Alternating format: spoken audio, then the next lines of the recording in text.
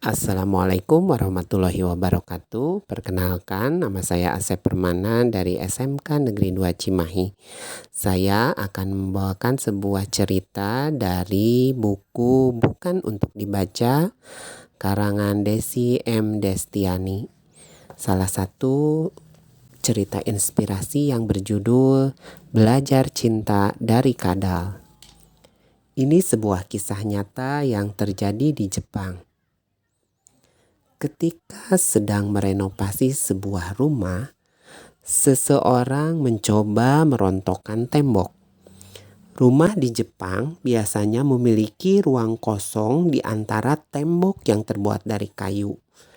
Ketika tembok mulai rontok, dia menemukan seekor kadal terperangkap di antara ruang kosong itu karena kakinya melekat pada sebuah paku.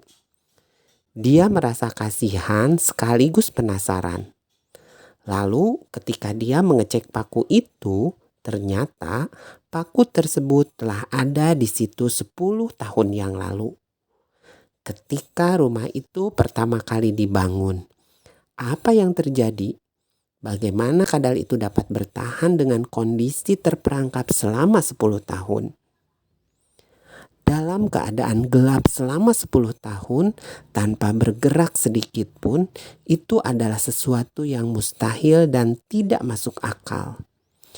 Orang berpikir bagaimana kadal itu bisa bertahan hidup selama 10 tahun tanpa berpindah dari tempatnya sejak kakinya melekat pada paku itu.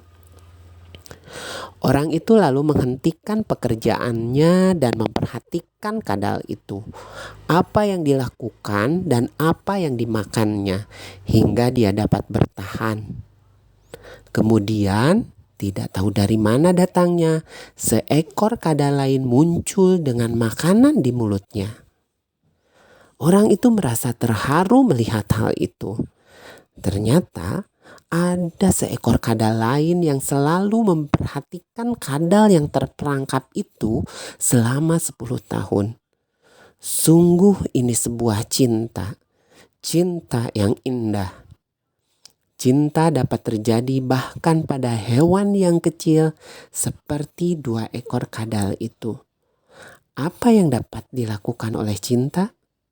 Tentu saja sebuah keajaiban. Bayangkan, kadal itu tidak pernah menyerah dan tidak pernah berhenti memperhatikan pasangannya selama 10 tahun. Bayangkan, bagaimana hewan yang kecil itu dapat memiliki karunia yang begitu mengagumkan. Saya tersentuh ketika mendengar cerita ini. Lalu saya memulai berpikir tentang hubungan yang terjalin antara keluarga, teman, saudara laki-laki, saudara perempuan, dan berusahalah semampumu untuk tetap dekat dengan orang-orang yang kita kasihi. Demikian cerita ini, sebuah pesan, berusahalah untuk orang yang Anda cintai, jangan pernah menyerah. Billahi taufiq wal hidayah. Assalamualaikum warahmatullahi wabarakatuh.